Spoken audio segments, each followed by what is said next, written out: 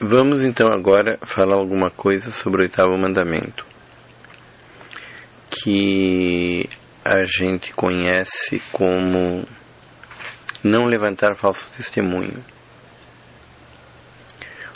e que frequentemente nos livros de moral esse mandamento ele é assemelhado ao sétimo, que no sétimo mandamento, que se preceitua de não roubar, você está através do roubo, você tirando a propriedade alheia. E no oitavo mandamento, que preceitua não levantar falso testemunho, você está tirando a fama alheia. E se coloca que, de modo geral, você tirar a fama de uma pessoa é mais grave do que você tirar as posses dele. Por um motivo muito simples. Se alguém roubar a tua casa, mas você tem uma reputação de homem honesto, bom trabalhador, você arruma um emprego e você monta outra casa. No fundo, você perdeu apenas uma casa, você não perdeu tudo. Agora, se você perder a fama, de uma certa maneira você perdeu tudo, porque o teu lugar na sociedade depende da fama que você tem. Quando a gente está se referindo à fama, não é o fulano ser famoso e conhecido, ou ser desconhecido e ignorado. Não é esse tipo de fama. A fama que a gente está falando é você, ao ser conhecido, as pessoas constatarem que você é uma pessoa honesta, virtuosa, confiável. Então você pode ter uma boa fama e ser um ilustre desconhecido. E você pode ser uma pessoa famosa e não ter fama nenhuma, no sentido moral. Quer dizer, se você é famosa, conhecida por todo mundo, mas todo mundo sabe que você não presta, você não tem fama nenhuma. Se ninguém te conhece, mas todo mundo que está perto de você atesta de joelhos que você é a pessoa mais honesta do mundo, e se alguém, ignorando que você existe, souber que você existe e fizer uma pesquisa, ele constatar que você é uma pessoa honesta e confiável, a tua fama é enorme. E é isso que permite a vida em sociedade. Quando as pessoas confiam no outro, porque ele tem construído uma fama de homem justo, honesto, competente, sincero, confiável, etc, etc, etc, você consegue fazer qualquer coisa. Você consegue empréstimo, você consegue uma doação para você começar um trabalho, se você perdeu tudo. Se você já tem um trabalho, você consegue bons contratos, porque as pessoas confiam no teu produto, confiam na tua palavra. E então você nunca vai estar em maus lençóis. Sempre vai ter os amigos que te ajudem, ou pessoas que estejam dispostas a te ajudar. Se você, ao contrário, tem uma péssima fama, você está roubado. Você não consegue fazer absolutamente nada. Você perdeu a coisa mais preciosa do mundo, mais do que qualquer propriedade. É por isso que muitas vezes os fulanos que saem de um presídio, depois de terem cumprido penas longas por crimes horríveis, eles não conseguem reconstruir a vida. Porque mesmo se eles forem pessoas competentes do ponto de vista profissional, é que eles não perderam completamente a fama.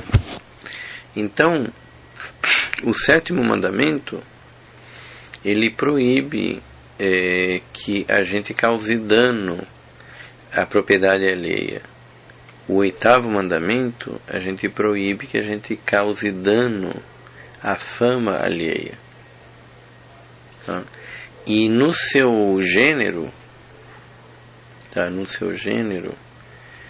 você tirar a fama é mais grave do que você tirar a propriedade, por causa disso que eu acabei de falar. Então o 7º e 8º mandamento, eles estão profundamente relacionados com a questão da justiça. O respeito ao próximo,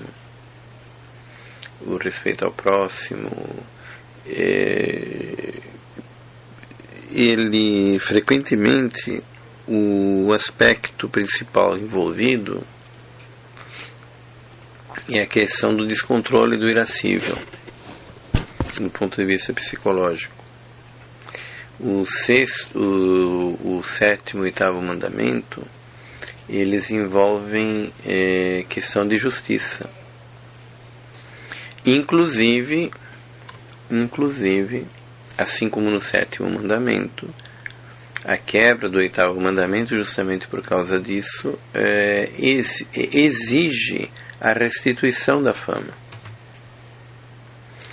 No 7º mandamento, quando você rouba, para você ser perdoado, não basta você pedir perdão, você tem que devolver o objeto do roubo. No caso da fama, quando possível, e se você retirou a fama, por exemplo, por causa de uma calúnia, não basta você pedir perdão, você tem que desfazer a calúnia. Bom, então, via de regra, os 3 grandes aspectos do que a gente vê no 8º mandamento, e que a gente seria muito bom que a gente aprendesse para desenvolver este senso de justiça, este senso do outro, tá? Quer dizer, a grande coisa, a grande diferença da justiça para a castidade e para a paciência é que, no fundo, a paciência ordena a nossa psicologia interna em relação a nós mesmos. Você não se irar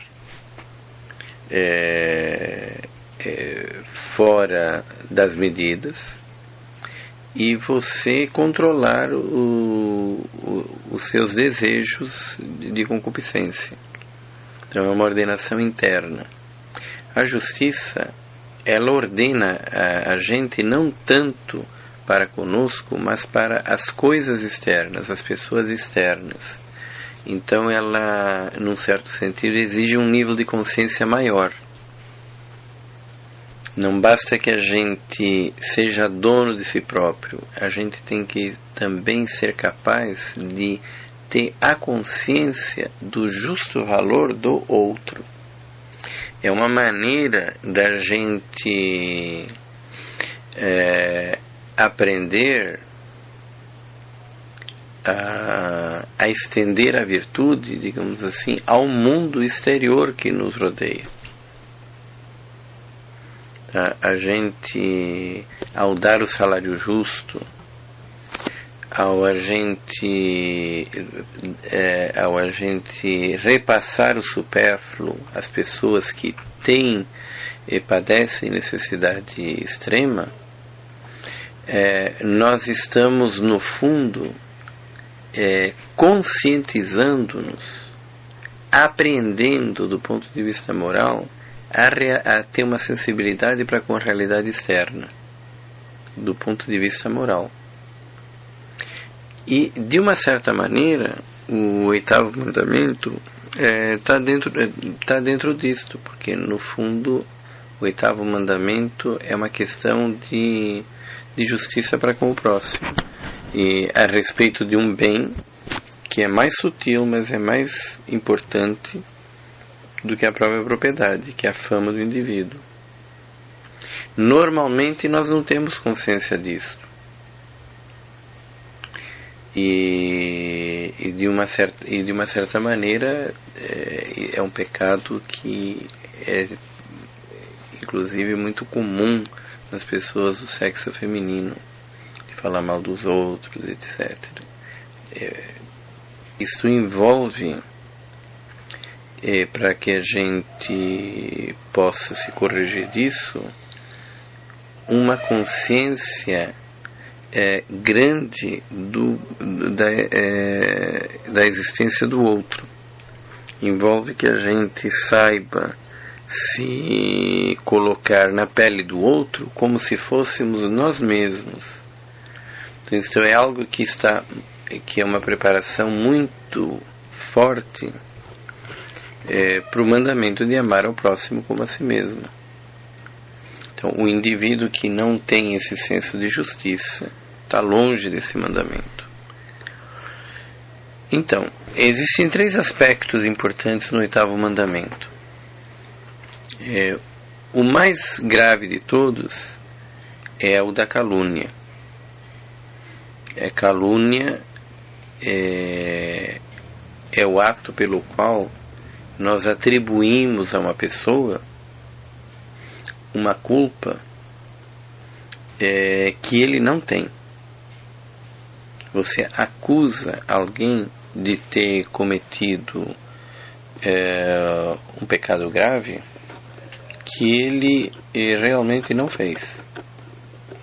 Então, que ele roubou, que ele matou, que ele estuprou, que ele mente, etc, etc.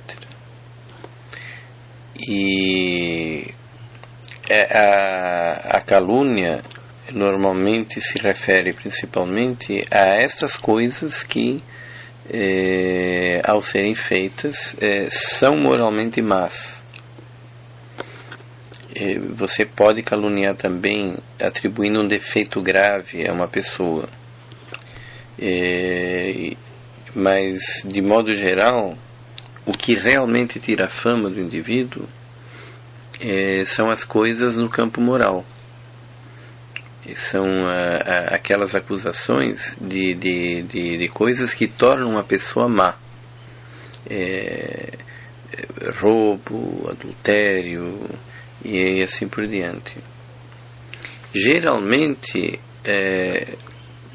não é propriamente uma calúnia quando você atribui um defeito, a não ser que seja um defeito que desmereça o indivíduo, um defeito que ele não poderia ter pela profissão que ele exerce ou pelas coisas que normalmente ele faz. E, de modo geral, a calúnia ela ocorre na grande maioria das vezes quando a gente atribui a alguém alguma coisa moralmente má. Então, nesses casos, nós não só incorremos num pecado grave ao fazê-lo isto com advertência e consentimento, como também a gente incorre no dever de desfazer a calúnia.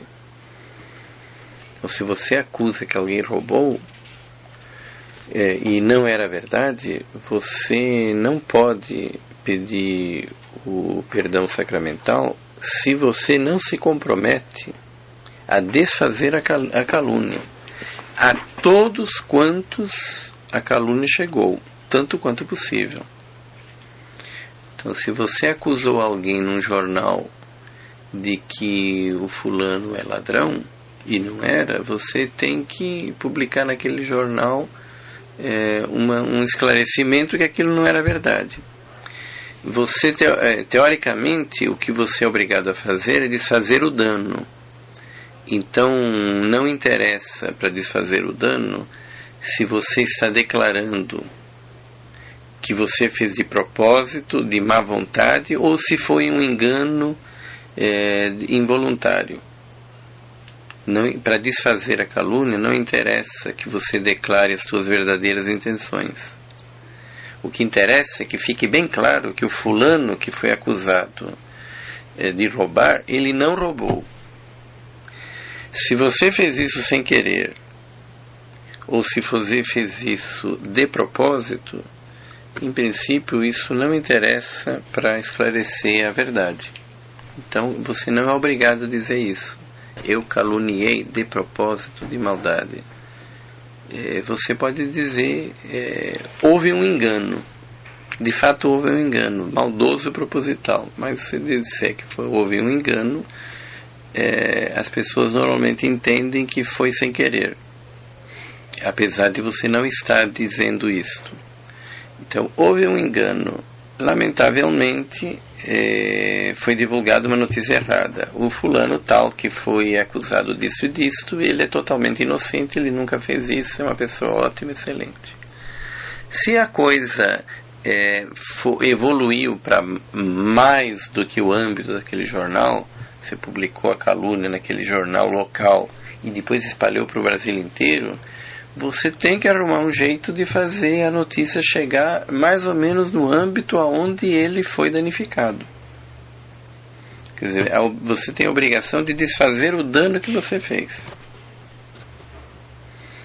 Se você pensou em caluniar o fulano, escreveu o texto, mandou para o jornal, e aí o jornal não publicou, e depois você vai visitar o jornal e você vê que a carta onde você publicou nem tinha sido aberta e você pega ela de volta, você nem precisa explicar o que aconteceu. Ninguém ficou sabendo, não houve dano nenhum. Então, ainda bem.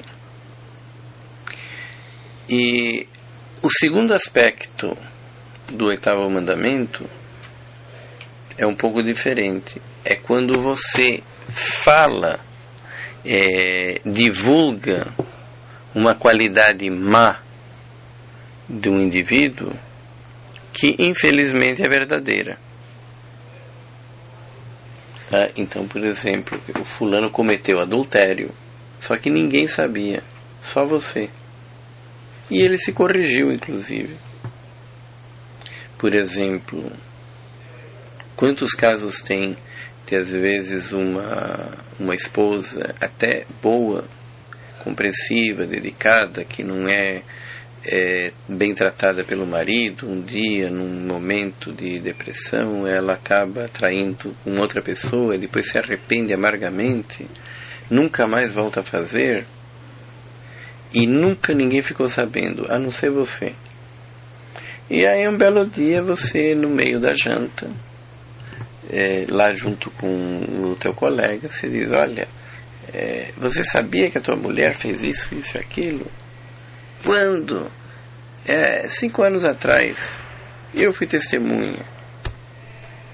Mas aquela mulher, tirando isso, ela foi sempre uma pessoa exemplar, nunca ninguém soube. Você está contando uma verdade, mas você está causando um prejuízo gigantesco para o casal. E não tinha motivo para você contar isso. Você está contando uma verdade que ia revelar um defeito grave de uma pessoa sem haver nenhum motivo. Se a pessoa se arrependeu, inclusive o próprio marido pode ter feito isso, talvez 50 vezes, ela só fez uma. Isso era para ficar calado, enterrado para o resto da vida. A não ser que algum dia houvesse um motivo justo para você declarar. Aí outra história. Então isso daí evidentemente um pecado grave. Isso vai contra a benevolência que a gente deve ao próximo. Com certeza essa mulher, ela deve ter ficado odiando você por ter dito um negócio desse. Quer dizer, é evidente uma coisa que incorre numa rejeição desse porte, e isso daí é um pecado grave. E além disso, você está roubando uma fama que a pessoa tinha, que não precisava ser tirada. Você está tirando dela muito mais do que se você roubasse a casa. Provavelmente acabou o casamento dela, que é mais valioso do que a própria casa. Então, se você tivesse roubado a casa dela, não ia ser tão grave como uma coisa dessas. Então, de modo geral, a gente nunca pode declarar algo que seja que tenha natureza de pecado grave, que alguma pessoa tenha cometido, se não houver um motivo justo. Se houver um motivo justo, a história é diferente. Mas se não houver motivo justo, você dizer as coisas verdadeiras que desabonam os outros é pecado grave. Principalmente se tratarem de pecados graves, porque é isto justamente o pecado grave é que faz com que a pessoa perca aquela fama de pessoa boa e que merecedora de confiança que ela precisa para poder viver em sociedade. Então, o que seria uma causa justa para você revelar um defeito grave de uma pessoa? Defeito grave, de modo geral, são os pecados graves. A não ser que não seja um pecado grave, mas seja uma qualidade que o fulano ele necessita de conservar a fama dele para a profissão ou para o posto que ele está ocupando na sociedade. E geralmente são os pecados graves. Então, o que se justificaria uma coisa dessas? Primeiro, evitar um mal maior. Evitar um próprio pecado grave, ou um mal muito grande, proporcional à revelação que você está dando. Então, por exemplo, um fulano é viciado em drogas, mas ninguém sabe. Se isto não está causando mal para ninguém, não é justo você contar para todo mundo que fulano é viciado em drogas. Se isso não está causando mal para ninguém, é um problema dele por enquanto. O que você deve ir lá aconselhar ele e não falar para todo mundo. Agora, muito diferente é se o fulano é viciado em drogas, ninguém está sabendo, e ele é noivo de uma menina, filha de uma boa família, que quer constituir uma família cristã honrada e vai casar com um fulano que é viciado em drogas e ela não está sabendo. Então, num caso desses, é absolutamente justo você chegar para essa moça e dizer: escuta, eu queria te falar uma coisa em particular. O indivíduo com quem você vai casar, ele é viciado em drogas, assim, assado e cozido. Se ela entendeu, muito bem. Se, apesar de todas as evidências, você vê que ela não quer acreditar, que ela está cega, certo? E que ela, inclusive, ficou irada com você por você dizer algo que ela reputa uma mentira, e você tem certeza que aquilo é verdade e vai arrebentar a vida dela, que ela só vai perceber isso depois de casada, você também tem direito de ir falar com o pai dela, com a mãe dela. Isso não é falar mal dos outros. Isso é justo e pode inclusive ser obrigatório. A mesma coisa, um indivíduo que roubou a vida inteira, ele só vive para roubar, só que ninguém está sabendo, e ele se candidata à prefeitura, ou ao governo do estado, ou à presidência da república, e só você sabe, e você sabe inclusive que ele está fazendo isso, dado o passado dele, porque na prefeitura, no governo, na presidência, aí ele vai roubar mais do que todo o resto da vida dele já roubou. Então é justo e correto você escrever um artigo de jornal ou denunciar publicamente que o fulano fez isso, porque aquilo está servindo a falta de conhecimento, ele está usando como arma para poder causar um prejuízo muitíssimo maior. Então, você evitar um mal maior ou um mal proporcional justifica plenamente você avisar a quem de direito tenha que saber sobre os males que no momento estão ocultos. Um outro motivo que considera-se que justifique você revelar um defeito grave de alguém é quando você precisa pedir um conselho para você resolver um problema. E você não pode explicar o que está acontecendo sem você explicar que o fulano que está envolvido na história não presta. Então, por exemplo, tem um indivíduo que ele é um ladrão, mas ninguém está sabendo disso. Ou ele tem um passado condenável. E aí ele pede para você ir trabalhar com ele. Certo? E você não sabe se você vai aceitar ou não, porque o trabalho que está sendo pedido é um trabalho honesto. Certo? Você não vai roubar no teu trabalho. O trabalho não foi feito para roubar, mas você sabe que o fulano é um ladrão. Tá certo? E aí, o único jeito de você resolver a história é você pedindo um conselho para alguém, por exemplo, que trabalhou naquela repartição. Ou trabalhou em serviços semelhantes. E aí você vai ter que explicar, olha, o fulano me convidou, mas ele é um ladrão. E ele me convidou para esse serviço. Você acha que eu devo aceitar ou não? Jamais ele vai entender o que você está falando se você não explicar que ele é ladrão. Então, nesse caso, na verdade, no fundo é o mesmo do anterior. Você está querendo evitar um mal maior, ou um mal proporcional. E principalmente, se você está pedindo conselho, não para o delegado de polícia que tem que prender o indivíduo, mas você está pedindo conselho, ou melhor, você está pedindo conselho não para o jornalista que vai publicar a coisa no jornal, certo? Mas você está pedindo conselho para alguém que vai manter a devida reserva, que vai ficar só entre eles, é um homem prudente e que vai entender a coisa, então isso é um motivo justo. Obviamente, eu estou me referindo a um caso de alguém que roubou, mas que ele não está ameaçando imediatamente roubar mais alguém. Talvez não seja o exemplo mais adequado.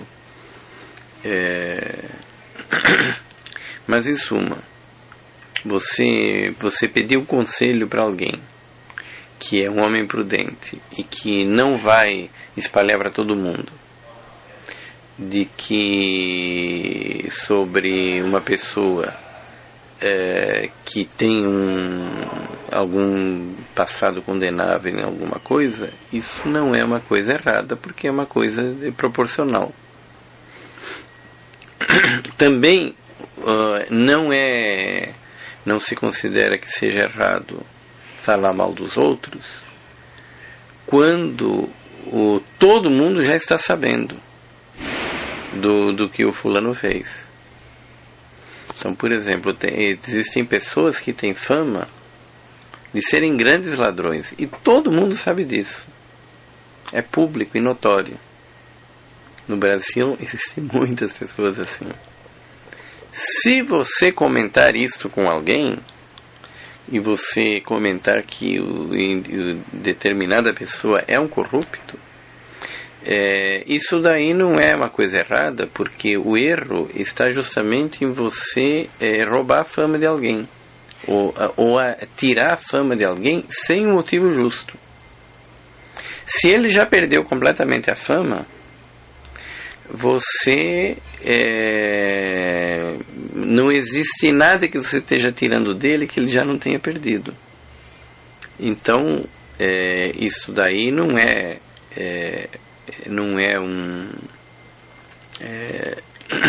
um erro moral. Então, aquelas pessoas que na história já ficaram marcadas por terem sido assassinos, ladrões, etc., e que todo mundo sabe, você falar disto não é absolutamente nenhum erro. Todo mundo sabe que o Hitler mandou matar milhões de judeus, ou milhares de judeus, nos campos de concentração. Se você comentar isso com alguma pessoa, o Hitler já perdeu a fama dele até o dia do juízo final. Então isso daí absolutamente não é erro nenhum. E também não se considera que seja um erro moral quando alguém fez uma grande maldade contra você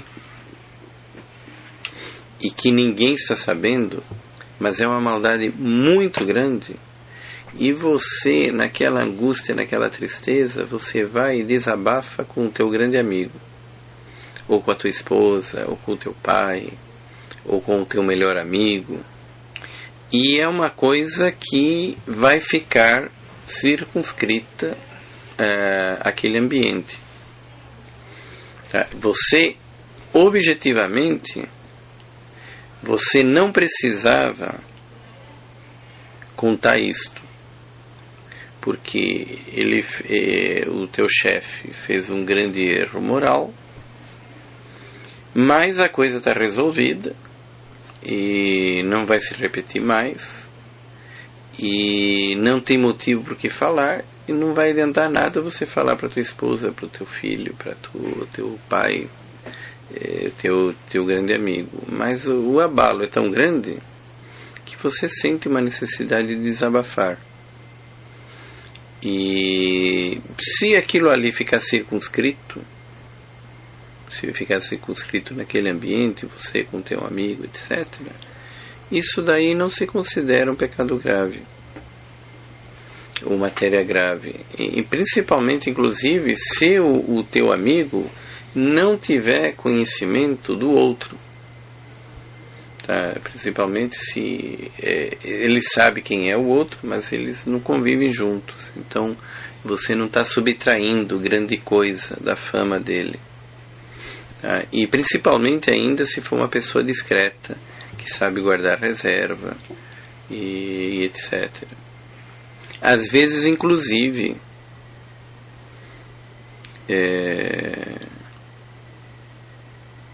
em outras circunstâncias desse tipo, certo? Em circunstâncias dessa maneira, porque se considera que se você sofreu uma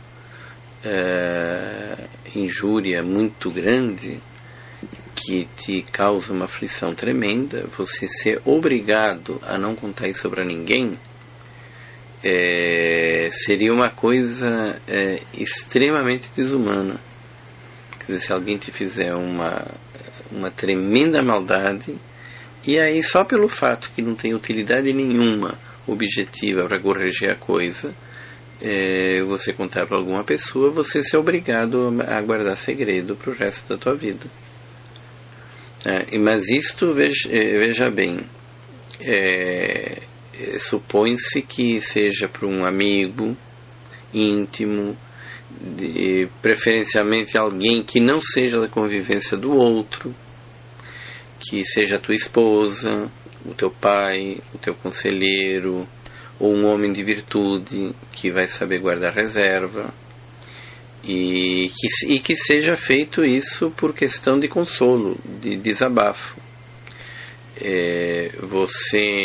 Se você fizer isto por ódio, certo? Se você fizer isto por ódio, assim como se você divulgar os feitos maldosos de alguém que é público e notório, e você divulgar por ódio, isso já fica pecado por si mesmo. Se você divulga isso porque você gosta de falar mal dos outros e se aprecia, e você só não fala outras coisas ocultas e só fala o que é notório porque você não a sabe, e você está fazendo isto com já má intenção, aí tudo isso cai por terra. Aí isso é maledicência, tá? Então, via de regra, se a gente não tiver coisas desse tipo, circunstâncias desse tipo, você falar mal dos outros, de coisas que são matéria de pecado grave, normalmente é pecado grave. A gente tem que ter um respeito muito grande pela fama das pessoas, mesmo nesses casos onde eles são culpados. E que muitas vezes essas pessoas que são culpadas, elas estão em processo de arrependimento. Por exemplo, às vezes, então a coisa é uma injúria ainda mais grave. Você imagina, por exemplo, uma prostituta que vivia no mundo das drogas, da prostituição, da libertinagem, e ela consegue se sair desse submundo, e aí ela se torna uma secretária executiva de altíssimo padrão e totalmente honesta, uma pessoa exemplar. Aí um belo dia você chega no escritório dela, você encontra ela depois de muito tempo, diz assim: nossa, você por aqui, como você mudou, essa mulher, olha, essa mulher é que é um exemplo, vocês não imaginam do mundo que ela saiu. Eu conheci ela quando ela estava na vida assim, agora é um exemplo, ela vale muito mais do que vocês que já nasceram em berço de ouro. Isso é que uma pessoa que merece realmente respeito. Quer dizer, o que você fez? Você acabou com a vida dessa pessoa. E era tudo verdade, isso que era o pior. Isso simplesmente não é justo. E isso não é justo, ainda que não seja um caso tão extremo quanto esse. E existe finalmente um último aspecto. Um último aspecto desse problema, que você veja, esse problema de falar mal, e esse último aspecto que eu vou contar, ele normalmente é reflexo de desajustes psicológicos muito sérios que precisam ser corrigidos. Tem gente que é viciado nisto. Tem gente que é viciado em calúnia, tem gente que é viciado em falar mal, e tem gente que é viciado nessa última coisa que eu vou falar agora, que é esse último aspecto do respeito à fama alheia, é o que a gente chama de julgamento temerário. Julgamento temerário é quando você faz um julgamento sobre a conduta de alguém no teu íntimo, sem que você tenha divulgado para ninguém, mas você julga a pessoa de uma maneira má, sem você ter a prova de que realmente a pessoa agiu de uma maneira má. Então, existem pessoas que fazem isto assim, quase como uma segunda natureza. Isso é horrível. E obviamente, isso daí é um empecilho à prática do amor ao próximo. A prática do amor ao próximo tal como Jesus a entendia. De você dar a todos, inclusive aqueles que te ofenderam, aqueles que te prejudicaram, uma benevolência que inclua um perdão ilimitado. E o julgamento temerário, um caso típico de julgamento temerário é quando, por exemplo, naqueles lugares onde existe preconceito contra os negros, se houve um roubo na loja, com certeza foi o funcionário negro. A menos que você tenha encontrado o criminoso e tenha as provas evidentes, se você não consegue encontrar quem foi, só pode ser o João, que é o fulano de cor. Você tem certeza que foi ele. Você não vai acusá-lo porque você não tem provas. E você sabe que Você nem vai falar disso, porque ele pode te processar. Mas que você julga no teu íntimo que foi ele, sendo que você não tem nenhuma prova que foi ele. Você pode desconfiar que foi ele, levantar a hipótese. Essa é outra história. Mas você dá como certo que foi ele, sem você ter a prova, isso é julgamento temerário. Então você só pode atribuir no teu íntimo uma culpa grave para alguém quando você tem a prova evidente que é aquilo. Só que as pessoas que incorrem em julgamento temerário, elas normalmente acham que qualquer coisa é prova evidente. Se o cara é negro e você não achou verdadeiro, só pode ser ele. Certo? E assim, frequentemente, você atribui aos atos das pessoas intenções maléficas que elas não tinham. E você acha com certeza que só pode ter sido por causa daquilo. Você levantar a hipótese é uma coisa certa. Se houve um roubo no Vaticano, você pode inclusive levantar a hipótese que foi o próprio Papa. Certo? É uma hipótese remota. Mas como mera hipótese de trabalho, se você é um detetive que foi chamado para investigar o caso, você não pode descartar essa hipótese de cara. Pelo menos não com certeza total absoluta. Mas uma coisa é você colocar uma hipótese, inclusive remotíssima. Outra coisa é você dar como certo que o culpado é o fulano de tal, sem que tenha sido. E você achar que um indivíduo que fez tal coisa só podia estar sendo movido por tal intenção. Se essa intenção, se ela fosse real, fosse pecado grave. Mesmo que você não diga para ninguém. Na prática,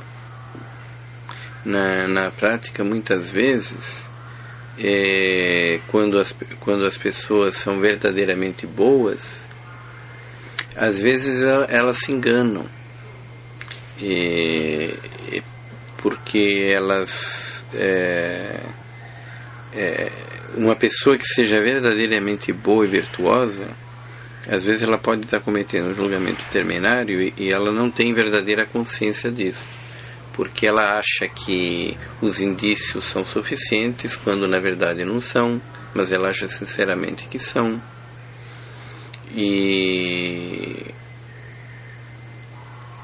Ou então a pessoa não percebe que ela está dando como certo, ela diz que está dando como hipótese, mas ela de fato está dando como certo e ela não percebe, ela se engana a si mesma. Mas esses enganos normalmente elas podem acontecer com pessoas que são muito tementes a Deus e estão acostumadas com a virtude. O fato é que existe gente que tem uma inclinação quase que connatural para o julgamento temerário. Qualquer coisa que aconteça, sempre a intenção é a pior possível. E essas coisas elas podem ser pecado grave, sim, e com muita facilidade. Você, de modo geral, atribuir como certo a alguém uma culpa grave, sendo que você não tem a prova certa, isso daí, mesmo que não cause uma retirada de fama da pessoa, porque você não contou nada para ninguém, isso daí é uma coisa injusta. Isso é injustiça. Você não tem direito de pensar mal de uma pessoa se você não tiver a prova clara daquilo. Você pode suspeitar. E isto é uma coisa... isto eu vejo que quando as pessoas fazem muito isso, elas não param mais de fazer isso. Se você começa a cultivar isto é uma escada uma escada escorregadia terrível. Se você começa a ter um pouco disto e você não se corrige, em questão de anos isso vira um vício que a gente dificilmente consegue largar. Então, apesar de parecer uma coisa inofensiva, isso é muito grave. E inclusive do ponto de vista da convivência da gente. E quando as pessoas começam a ter isto em uma grande quantidade, inclusive difícil de trabalhar com pessoas assim. Quer dizer, as pessoas começam, qualquer coisa que aconteça, ela vai enxergar sempre da pior maneira. E daí ela vai tomar decisões erradas para a própria vida dela. Quer dizer, a pessoa que ia fazer o bem, ela vai fugir dela. Ela vai acabar caindo na mão das pessoas que querem fazer o mal para ela. Ela simplesmente está vivendo num mundo fantástico, onde ela vai interpretar as coisas da maneira totalmente contrária que objetivamente ela deveria estar fazendo para o bem dela própria, para tomar as atitudes dela. Quer dizer, a maior vítima é ela mesma, fora o fato de que isso é uma coisa injusta. Quer dizer, no fundo, veja, essas pessoas não desenvolveram o senso de justiça. Esse senso de justiça que é indispensável para a prudência. Não existe prudência se primeiro as virtudes básicas não se desenvolvem. Porque do mesmo jeito que não adianta ter um maestro se os músicos são uma droga. E mesmo que um músico seja uma droga, não adianta fazer uma orquestra se o violino é uma maravilha, mas o clarinete está totalmente desafinado. Então, no fim, a música vai ser o fim da picada. Essas pessoas, elas não desenvolveram um senso agudo de justiça, de atribuir ao próximo aquilo que é do direito delas. Quer dizer, elas podem dar o salário certo, elas podem dar o supérfluo, elas podem, às vezes, não caluniar os outros, e às vezes elas podem até não falar mal dos outros, mas lá dentro elas não têm interiormente aquele senso de atribuir às pessoas externas o que é justo. Se elas tivessem, se elas fossem o outro, se elas pudessem se colocar no lugar do outro, e o outro tivesse ouvindo o que ela está pensando deles, e simplesmente eles perceberiam um mundo fantástico e que perceberiam que essa pessoa não consegue entender o outro enquanto o outro. Então falta esse item do senso de justiça, que são as três virtudes cardeais principais que a gente tem que desenvolver, que vão puxando todas as outras antes que possa se exercer a prudência de uma maneira correta. Quer dizer, como é que uma pessoa pode ser prudente se ele não é casto? Se ele desliza na castidade o tempo todo? Quer dizer, a falta de castidade vai fazer ele fazer o julgamento errôneo na hora de agir. Ele vai preferir a mulher sensual do que a pessoa certa para fazer o trabalho certo. Se a pessoa ela é viciada em julgamento temerário, como é que ela pode desenvolver a prudência? Se a toda hora ela está julgando dentro dela um mundo fantástico porque ela não consegue ter o senso de justiça do outro. A prudência simplesmente não funciona. Ela vai tomar decisões erradas, não vai coordenar as coisas direito, nunca vai se desenvolver a prudência. E inclusive, se a prudência não se desenvolve nas coisas pequenas, ela não consegue se desenvolver na vida como um todo, para poder levar à contemplação. Então é uma tragédia, mas isso faz parte do senso de justiça. E num certo sentido, para algumas pessoas, a questão do julgamento temerário é mais delicado, porque a pessoa que está tudo certo no resto, mas ela tem o vício do julgamento temerário, ela, como é que se diz? Ela simplesmente ela não sabe que é senso de justiça. Ela pode externamente observar a justiça, mas internamente ela não tem o senso de justiça. Ela tem uma desordem na vontade radical. E aí não existe prudência. E sem a prudência não existe o trabalho harmônico das virtudes. Não existe aquela música. O violino é uma maravilha, mas a música não presta. E se uma música não presta, a sinfonia da vida inteira, se ela não consegue tocar uma música, não vai conseguir tocar a sinfonia da vida inteira. Então, esses 3 pontos, calúnia, falar mal e julgamento temerário, são coisas extremamente importantes para serem cultivadas. Você tem um exemplo fantástico do oposto do julgamento temerário na vida de São Tomás de Aquino. Quando São Tomás de Aquino era estudante já universitário, ele foi transferido da Itália para a Alemanha. Aí quando chegou na Alemanha, ele se integrou num ambiente que ele não era conhecido, e ele ouvia as aulas com o maior silêncio. Ele ouvia, anotava, não falava nada. Você deve conhecer esse fato. E aí as pessoas estranhavam que ele não falava nada e acharam que ele era um débil mental. Então um dia fizeram uma brincadeira.